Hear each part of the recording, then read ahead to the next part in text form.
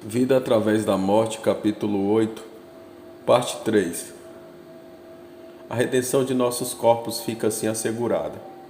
O Espírito de Deus habita em nós, então a vivificação de nossos corpos mortais é certa.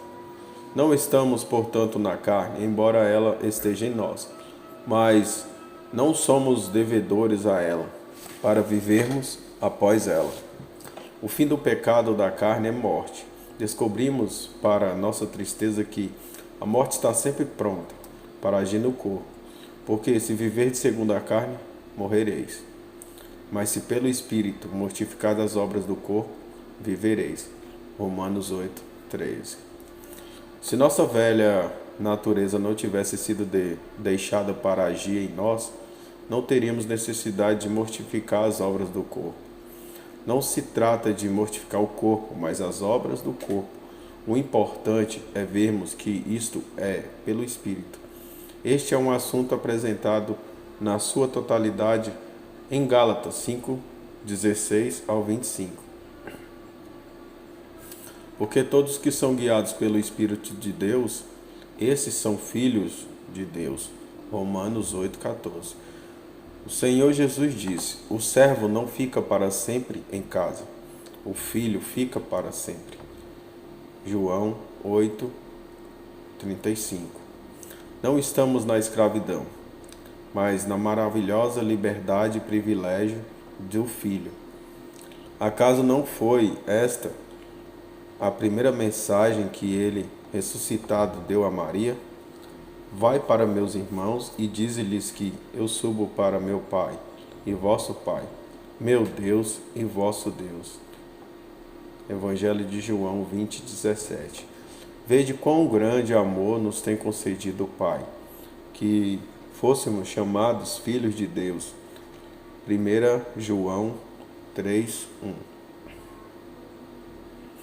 E qual é a prova de tudo isto? Todos os que são guiados pelo Espírito de Deus, esses são filhos de Deus. Romanos 8, 14. E também, se sois guiados pelo Espírito, não estáis debaixo da lei. Gálatas 5, 18. Com toda certeza, o Espírito não pode nos guiar sob aquela administração da lei, a qual aboliu. Veja 2 Coríntios 3, 7 ao 18. Como temos visto até aqui, colocar um crente sob a lei ou colocá-lo sob a direção da lei é colocá-lo sob o ministério da morte e da maldição. O Espírito sempre nos levará a refletir a glória do Senhor e a sermos transformados na mesma glória. O Espírito concede liberdade, não escravidão. Qual é a sua posição? A liberdade dos filhos de Deus ou a escravidão do servo, do escravo? Os filhos não deixam de ser filhos para voltarem a ser escravos, porque não recebeste o espírito de escravidão para outra vez estares em temor, mas recebeste o espírito de adoção de filhos, pelo qual clamamos, Abba, Pai. O mesmo Espírito testifica com o nosso espírito que somos filhos de Deus. Romanos 8, 16, 17. Poderia um filho deixar de ser filho? Poderia Cristo, o Filho, deixar de ser o Filho? Porventura, não ouvimos de seus lábios que Deus é nosso Pai, tanto quanto é Pai dele também? Este parentesco não pode nunca mudar, não pode nunca deixar de existir. As riquezas da sua graça, que maravilha é que nós que estamos conscientes de que tão somente merecíamos sua eterna ira, tenhamos sido introduzidos em um parentesco tão imutável, filhos de Deus, um só espírito com o Filho, agora sem nenhuma escravidão, a ser outra vez temida, mas possuindo o espírito de adoção. Será que por meio dele clamaríamos como pecadores distantes de Deus? Tem misericórdia de nós? Não. Clamamos isso, sim, Abba, Pai. E note bem, é este o testemunho do próprio Espírito. O mesmo Espírito testifica com o nosso espírito que somos filhos de Deus. E se nós somos filhos, somos logo herdeiros também, herdeiros de Deus e co-herdeiros de Cristo. Se é certo que com Ele padecemos, para que também com Ele sejamos glorificados. Romanos 8, 16, 17. Sim, os dois grandes fatos pelos quais o Espírito dá testemunho são os desta passagem: nossa permanente filiação e nossa posição de herdeiros. E em Hebreus 10, ele testemunha que somos aperfeiçoados para sempre, continuamente, pelo sacrifício único de Cristo, de maneira que Deus não se lembrará mais de nossos pecados. Não há nada que seja negado ou duvidado com maior frequência do que estes dois benditos fatos. Sim, um é o fato de nós, se crentes, sermos perfeitos para sempre. O outro é que somos co-herdeiros juntamente com Cristo. O Espírito dá testemunho disso. E note bem, se somos co-herdeiros de toda a glória vindoura de Jesus, o Filho do Homem, não deixe passar por alto essas poucas palavras.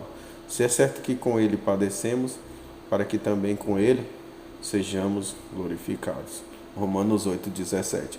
Para constatar que isso foi assim, basta ver toda a história do livro de Atos. O mundo, e especialmente a sua parte religiosa, odiava os discípulos de Cristo tanto quanto odiava o Senhor. E os discípulos sofriam com ele. E por que não acontece o mesmo hoje? É porque o mundo religioso agora finge ser cristão. E nós também acabamos descendo a esse mesmo nível.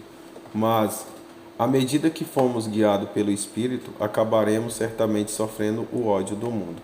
Será que você, amado leitor, sabe o que é ser guiado pelo Espírito?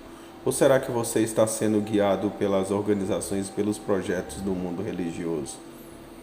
Se assim for, não é de admirar que não saiba o que é desfrutar do parentesco de um filho de Deus, ou o que é sofrer com Cristo. Acaso você pode afirmar esta sendo guiado pelo Espírito de Deus em sua vida diária? Você pode afirmar isso? E em suas compras? E em seus negócios?